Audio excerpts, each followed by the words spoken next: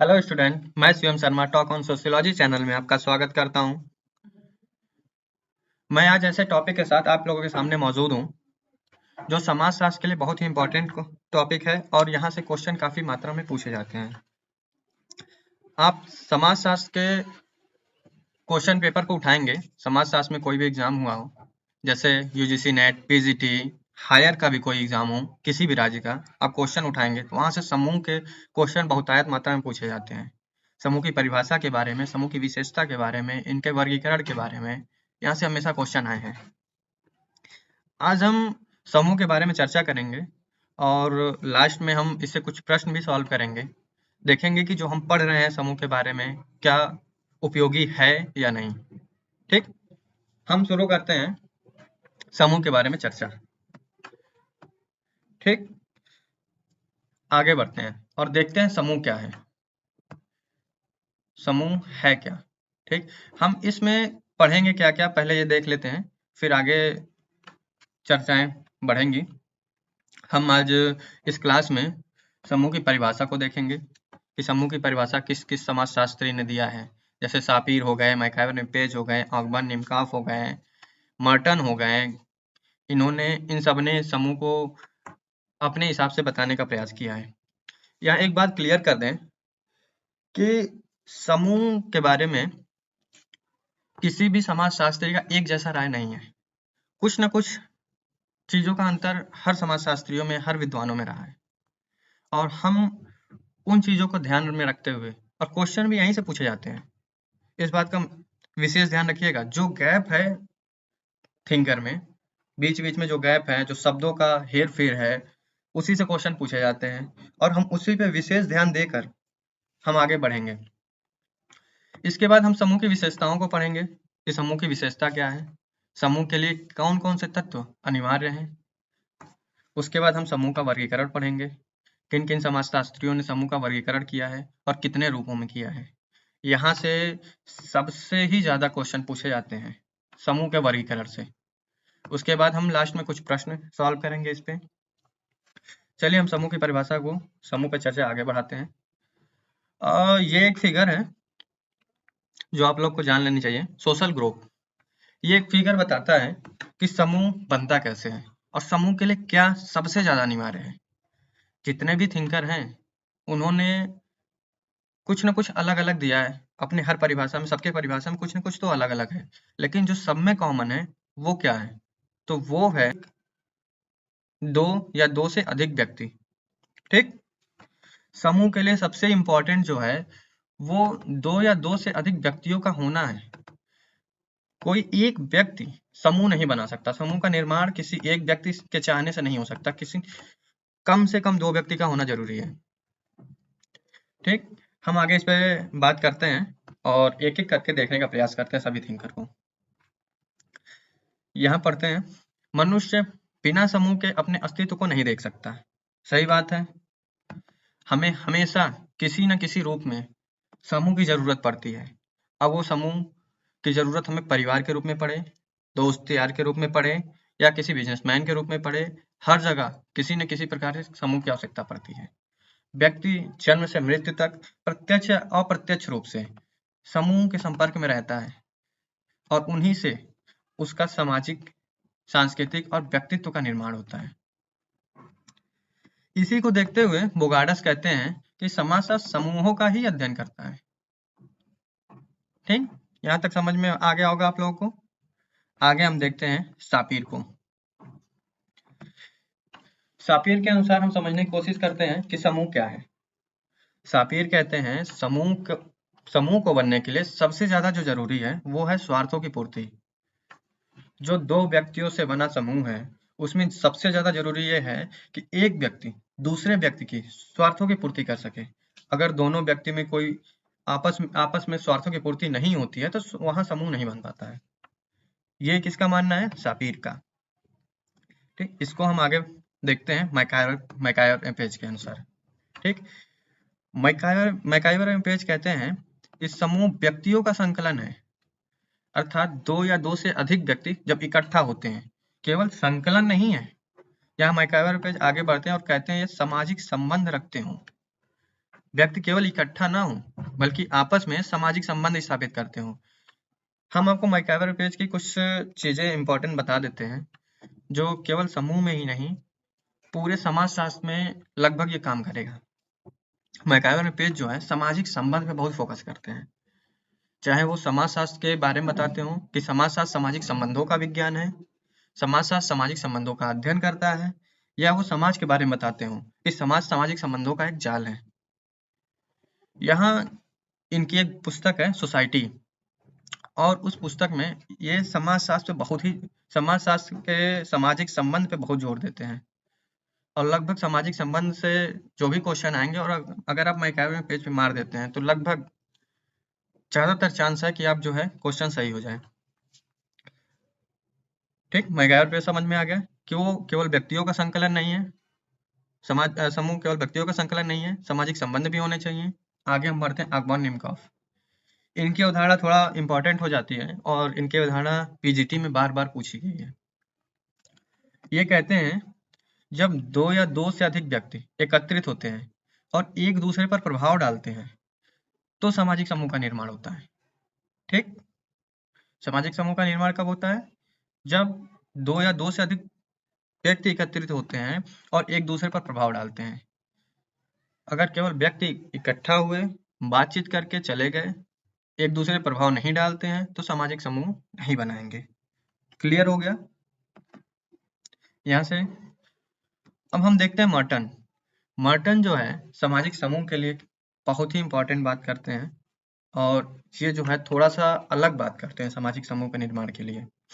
इन्होंने सामाजिक समूह के लिए व्यक्तिपरकता की बात की है और वस्तुपरकता की बात की है। व्यक्तिपरकता मतलब सब्जेक्टिविटी, वस्तुपरकता मतलब ऑब्जेक्टिविटी।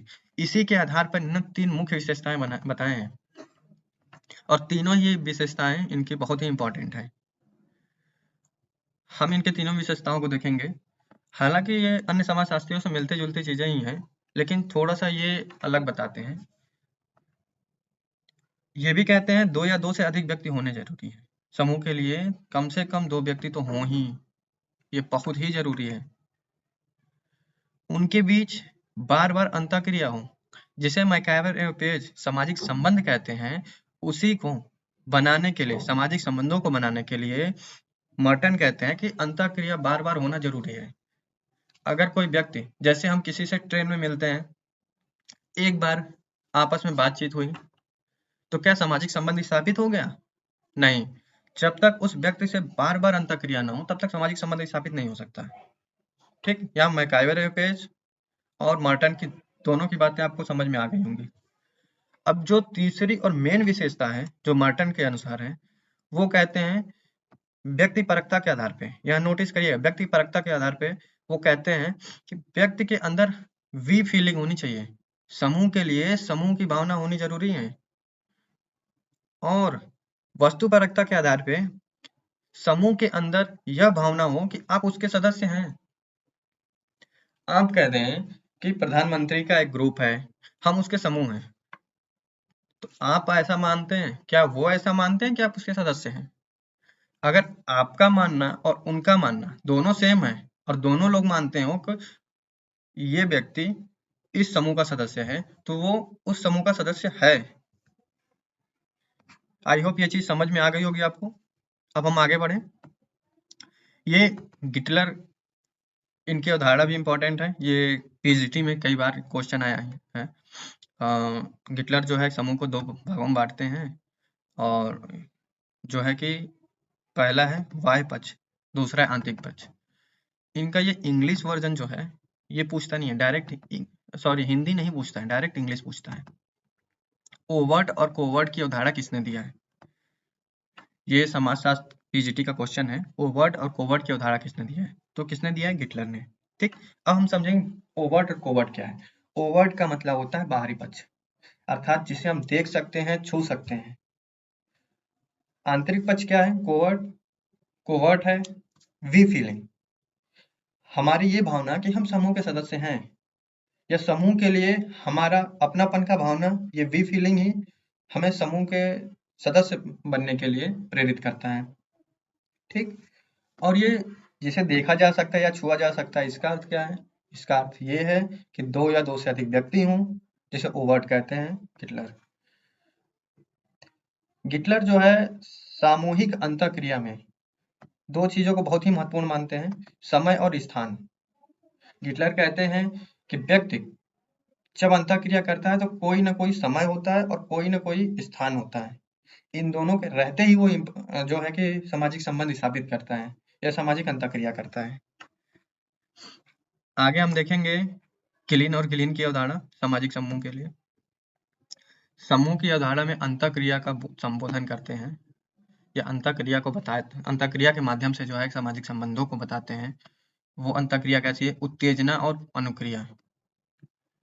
उत्तेजना का अर्थ है जैसे आप किसी से क्वेश्चन पूछते हैं, प्रश्न पूछते हैं, आपके मन में कोई सवाल चल रहा है, आप पूछते हैं उससे और अगला रिस्पॉन्स ही ना करे, उसकी कोई अनुक्रिया ही ना हो, वो कोई उसका जवाब ही ना दे, तो क्या आप उसके समूह के सदस्य बनना चाहेंगे? बिल्कुल नहीं। ना ही आप उससे सामूहिक संबंध रख पाएंगे। अंतः की समूह के निर्माण में स्वसमूह केंद्रता की इंपॉर्टेंस की बात कौन करता है? गिलिन और गिलिन। लेकिन स्वसमूह केंद्रता की अवधारणा किसने दी है? स्वसमूह केंद्रता की अवधारणा दी है समनर ने।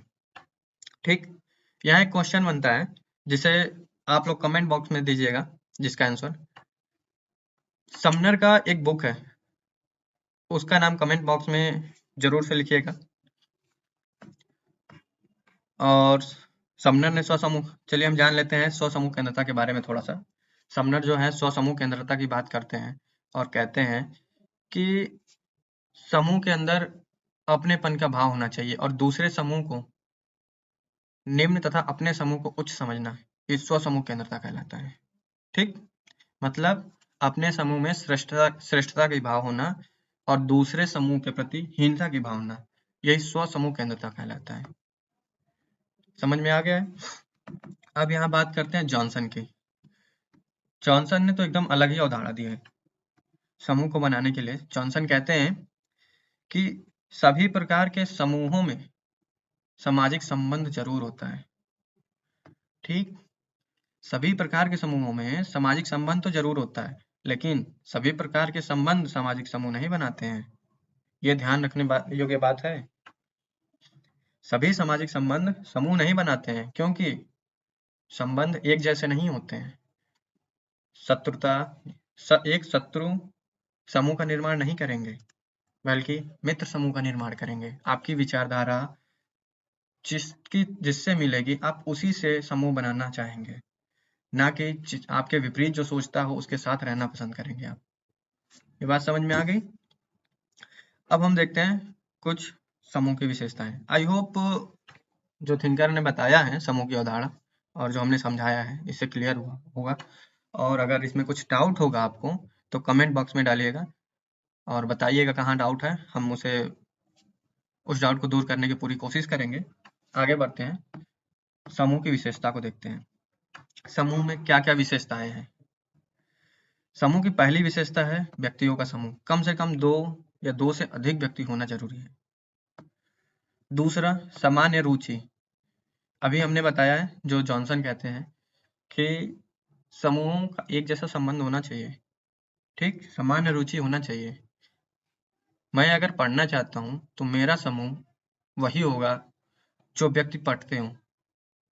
ठीक, हम घूमने वालों के साथ जो है समूह का निर्माण नहीं करेंगे। तीसरा है समूह में एकता। समूह में एकता होना तो बहुत ही जरूरी है, तभी समूह रहेगा, नहीं तो समूह कुछ समय बाद टूट जाएगा। ऐच्छिक सदस्यता होती है समूह में। कुछ समूह ऐसे बनते हैं कि जो किसी विशेष उद्देश्य के लिए बनते हैं और जब उस उद्देश्य की पूर्ति हो जाती है तो वहां से व्यक्ति निकल जाते हैं, समूह खत्म हो जाता है। ठीक, समूह में आना और जाना ऐच्छिक होता है। स्तरीकरण, समूह में स्तरीकरण होता है। समूह समझौता पे आधारित होता है। सबके विचार एक जैसे नहीं होते हैं समूह में, लेकिन समूह बनाए रखने के लिए कोई ना कोई समझौता हमेशा करता रहता है। समूह का एक ढांचा होता है। ढांचा कैसे? जैसे परिवार, नातेदारी, धार्मिक संस्था, ये सब समूह है। विद्यालय, ये समूह है। समूह के साथ साथ ये जो है एक इनकी संरचना है। समूह में सामाजिक संबंध होने चाहिए, मैकलॉफलिन ने बताया है। उसके बाद समूह में जागरूकता होनी चाहिए। जागरूकता का मतलब जो मार्टन कहते हैं कि हम समूह के सदस्य हैं, व्यक्तिपरकता और वस्तुपरकता कि समूह समझे कि हम उसके सदस्य हैं। ठीक, आई होप समूह की विशेषताएं आपको समझ में आ गई होंगी। हम बढ़ते हैं आगे। जो सबसे ही इम्पोर्टेंट टॉपिक है समूह में, वो है समूह का वर्गीकरण। यहाँ से बहुत ही क्वेश्चन बनते हैं और अगर आप इसे समझ लेते हैं तो यहाँ से क्वेश्चन गलत नहीं होंगे। ठीक, समूह के वर्गीकरण में हम देखते हैं पहला आधार क्या है समूह के वर्गीकरण का। समूह के वर्गीकरण का आधार है संख्या, अर्थात संख्या के आधार पर समूह का वर्गीकरण। संख्या के आधार पर समूह का वर्गीकरण जॉर्ज सीमेल ने किया है। किसने? जॉर्ज सीमेल। ध्यान रखिएगा, जॉर्ज सीमेल स्वरूपात्मक संप्रदाय के जनक भी हैं। समाजशास्त्र में स्वरूपात्मक संप्रदाय के जनक कौन है? जॉर्ज सीमेल ही हैं। ठीक, इन्होंने ही सदस्यता के आधार पे जो है सदस्यता के सदस्यों की संख्या के आधार पे ही समूह का वर्गीकरण किया है और ये बताते हैं युगल समूह और त्रेता समूह के बारे में। ठीक, डायड और ट्रायड। ये कहते हैं दो व्यक्ति अगर मिलके या ये दो व्यक्ति मिलके अगर समूह का निर्माण करते हैं तो उसको युगल समूह कहते हैं।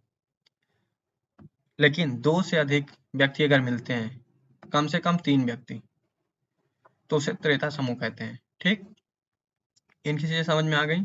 अब हम आगे बढ़ते हैं स्थायित्व के आधार पे।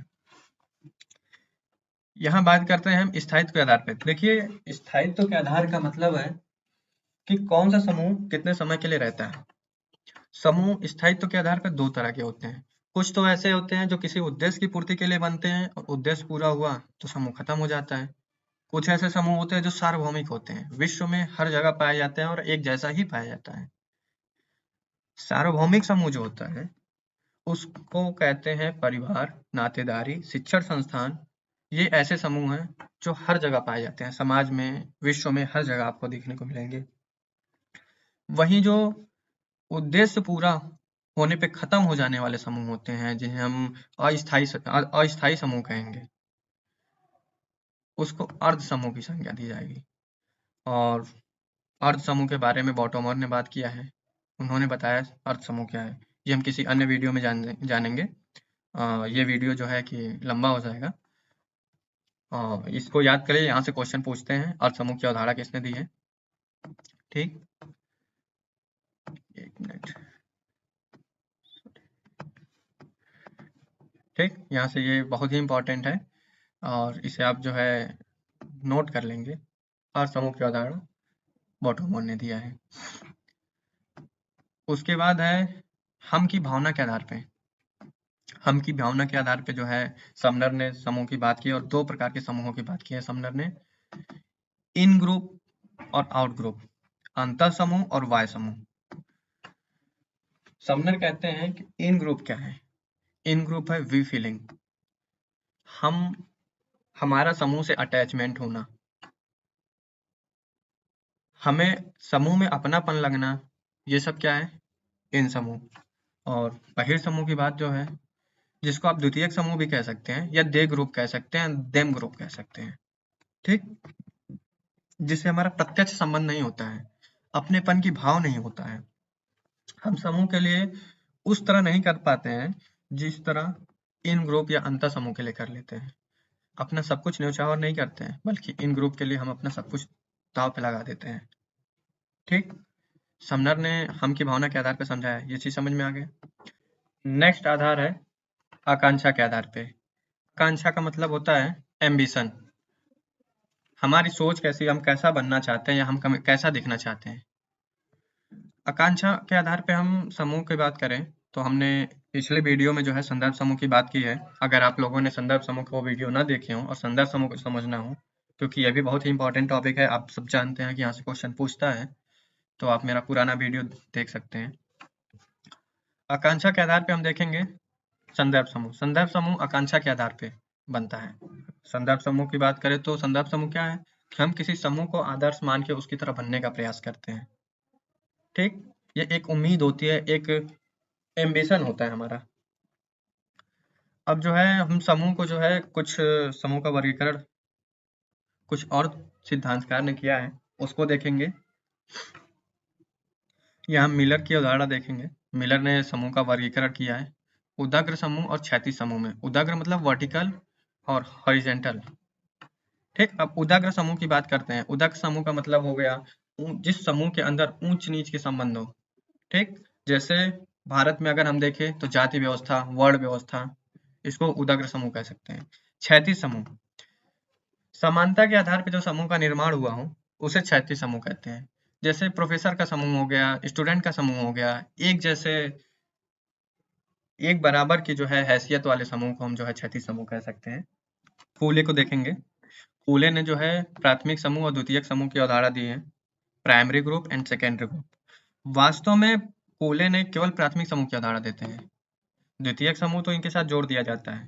द्वितीयक समूह की अवधारणा में जो है, जो द्वितीयक समूह की अवधारणा से जुड़े हुए हैं वो है किंग्सले डेविस, वेरिस्टीड, होमन्स। वेरिस्टीड अपनी पुस्तक सोशल ऑर्डर में कहते हैं द्वितीयक समूह को बताते हुए कि वे समूह द्वितीयक समूह होते हैं जो प्राथमिक नहीं है, अर्थात जो समूह प्राथमिक नहीं है वो द्वितीयक है।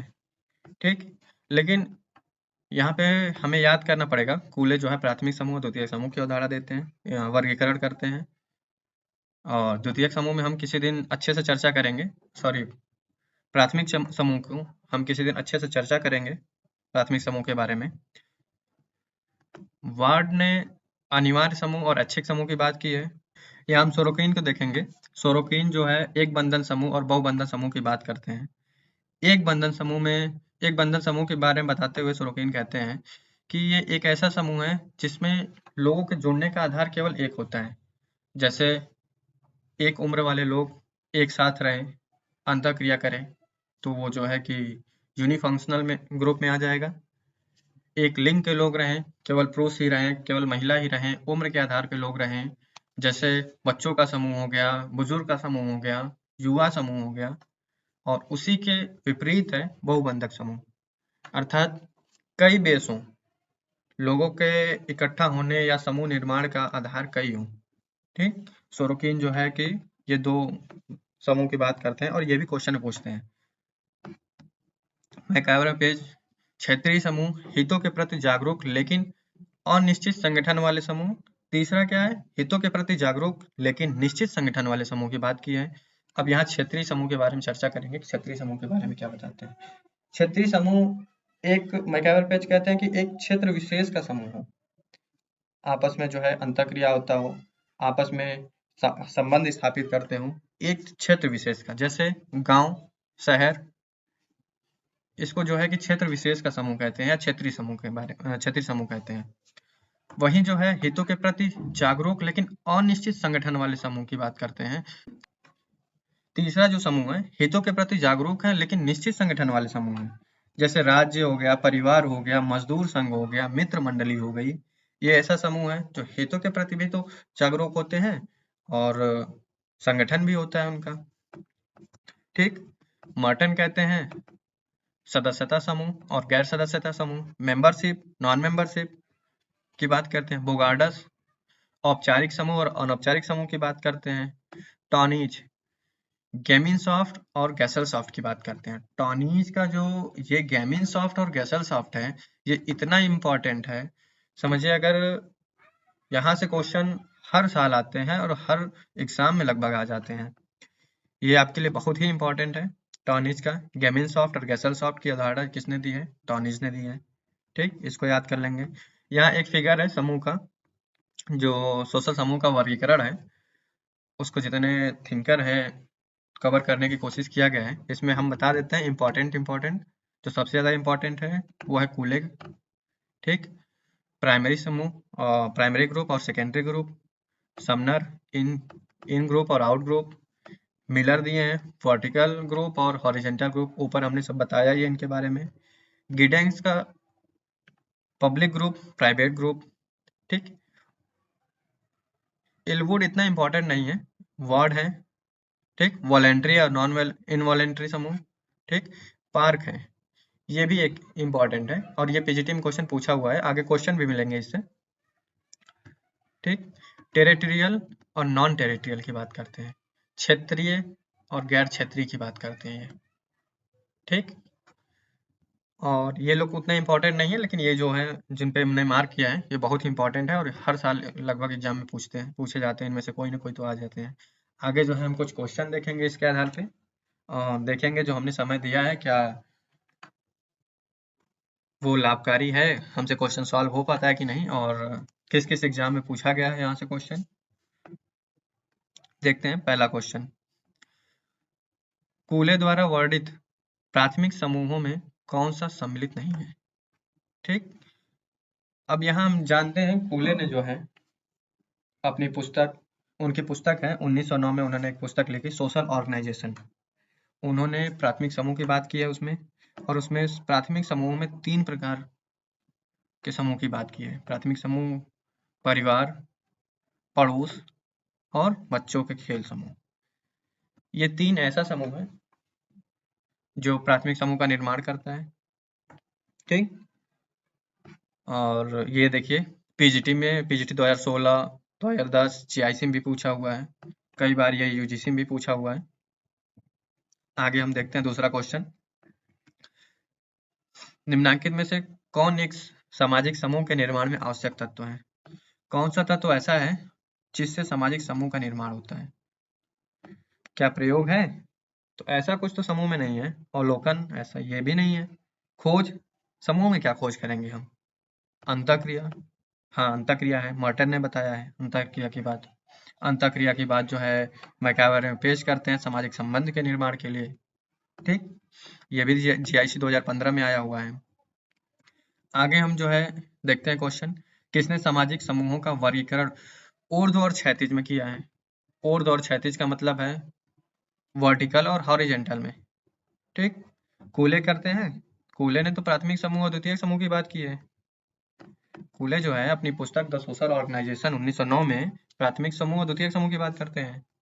समनर क्या करते हैं, समनर तो इन ग्रुप और आउट ग्रुप की बात करते हैं, अंतर समूह वाय समूह की बात करते हैं। ऑगबर्न निमकॉफ, नहीं ऑगबर्न निमकॉफ भी नहीं है, कौन है, तो ये है मिलर, ठीक। मिलर ने जो है ऊर्ध्व और क्षैतिज समूह की बात की है, जीआईसी 2015 का क्वेश्चन है। आगे देखेंगे सामाजिक समूह किन आधारों पर निर्मित होते हैं, देखिए सामाजिक समूह की विशेषताओं से संबंधित क्वेश्चन है, ये कह रहा है सामाजिक समूह किन आधारों पर निर्मित होते हैं, 2 या 2 से अधिक सदस्यों के बीच अंतर संबंध से, दूसरा ऑप्शन है लोगों के आपसी संबंधों की चेतना से, तीसरा ऑप्शन है 2 या 2 से अधिक व्यक्तियों के संग्रहित होने से, चौथा है ए या बी दोनों। तो देखिए हम थोड़ा सा चर्चा करेंगे इसके बारे में कि 2 या 2 से व्यक्ति, 2 या 2 से अधिक व्यक्ति अगर एकत्रित हो जाए तो क्या समूह का निर्माण हो जाएगा, तो नहीं होगा जब तक उनमें अंतःक्रिया ना हो, ठीक। तो इसे सामाजिक समूह में तो रखेंगे नहीं, ये क्वेश्चन ये गलत हो गया। 2 या 2 से अधिक सदस्यों के बीच अंतर संबंध, बिल्कुल अंतर संबंध होना अनिवार्य है। क्या चेतना होनी चाहिए, आपसी संबंधों की चेतना, आपसी संबंधों में चेतना होनी चाहिए, बिल्कुल होनी चाहिए, अर्थात कौन सा ऑप्शन सही हुआ, तो इसमें ऑप्शन सही हुआ डी, मतलब ए और बी दोनों सही है। अब ये हमारे पुराने वीडियो से है, आप लोगों ने वीडियो नहीं देखा होगा तो देख लीजिएगा, बहुत ही इंपॉर्टेंट क्वेश्चन है, और ये भी 2005 में और उसके बाद भी क्वेश्चन पूछा हुआ है। संदर्भ समूह की अवधारणा सर्वप्रथम किसने दी थी, ठीक। क्या स्टॉफर ने दी, स्टॉफर द्वारा संदर्भ समूह की अवधारणा दिया गया था, जी नहीं, स्टॉफर ने तो सापेक्षिक वंचना की बात की थी, ठीक। सेरिफ एवं सेरिफ द्वारा दी गई थी, नहीं। क्या मॉर्टन द्वारा दी गई थी, तो कह सकते हैं मॉर्टन ने दिया था, लेकिन मॉर्टन ने सबसे पहले नहीं दिया था, मॉर्टन ने संदर्भ समूह को समाजशास्त्र में लाने का काम किया है, ठीक। संदर्भ समूह की अवधारणा सबसे पहले हर्बर्ट हाइमन ने दिया था, हर्बर्ट हाइमन ने 1942 में अपनी एक पुस्तक लिखी थी द साइकोलॉजी ऑफ स्टेटस, और उसी साइकोलॉजी ऑफ स्टेटस में संदर्भ समूह की बात किए थे, ठीक। संदर्भ समूह है क्या, तो हम हर्बर्ट हाइमन कहते हैं कि जब हम किसी दूसरे समूह को आदर्श मानकर उनके व्यवहारों को ग्रहण करते हैं और उसके जैसा बनने का प्रयास करते हैं तो उसे संदर्भ समूह कहते हैं। ठीक, आज का अंतिम प्रश्न, निम्नांकित जोड़ों में कौन सा सही नहीं है। ठीक, गलत ढूंढना है इसमें, कौन सा मैचिंग गलत है। क्षेत्रीय समूह की अवधारणा वेबर देते हैं। प्राथमिक समूह के कूले, जी हाँ, प्राथमिक समूह के तो कूले देते ही हैं। प्राथमिक समूह और द्वितीयक समूह के बारे में बात किया गया है, ऊपर भी है। अंतर समूह, जी हाँ, अंतर समूह वाय समूह जो है समनर तो देते ही हैं। संदर्भ समूह की अवधारणा मर्टन, समाजशास्त्र में मर्टन ने संदर्भ समूह को लाने का काम किया, अभी हम पिछले क्वेश्चन में बताए थे आपको। ठीक, यहाँ क्षेत्रीय समूह की अवधारणा वेबर न देके पार्क और बर्गेस ने क्षेत्रीय समूह की अवधारणा दी है। ठीक, ना कि वेबर ने। इसे हम अगर छोटे से रूप में समझने की कोशिश करें इस टॉपिक को, समूह को या सामाजिक समूह को, तो हम उसको कह सकते हैं कि समूह को जो है बनाने के लिए कम से कम 2 व्यक्ति होने जरूरी हैं। 2 व्यक्तियों का समूह होना चाहिए। 2 व्यक्तियों के समूह के साथ साथ इनके बीच अंतर संबंध होने चाहिए। एक संबंध होना चाहिए जो दोनों सापेर कहते हैं कि दोनों के हित की पूर्ति हो, तभी समूह का निर्माण होगा। मर्टन कहते हैं, मर्टन का मानना है कि समूह के लिए जो है व्यक्ति का जो है समूह के प्रति लगाव तथा समूह का व्यक्ति के प्रति लगाव होना चाहिए। ठीक, और हमने क्वेश्चन देखा है जो है कि अगर ये प्रयास मेरा अच्छा लगे तो आप लोग जो है कि चैनल को लाइक सब्सक्राइब करिएगा और इस चैनल को आगे भी बढ़ाने का प्रयास कीजिएगा। अब मिलते हैं नेक्स्ट वीडियो में। Thank you so much. जय हिंद।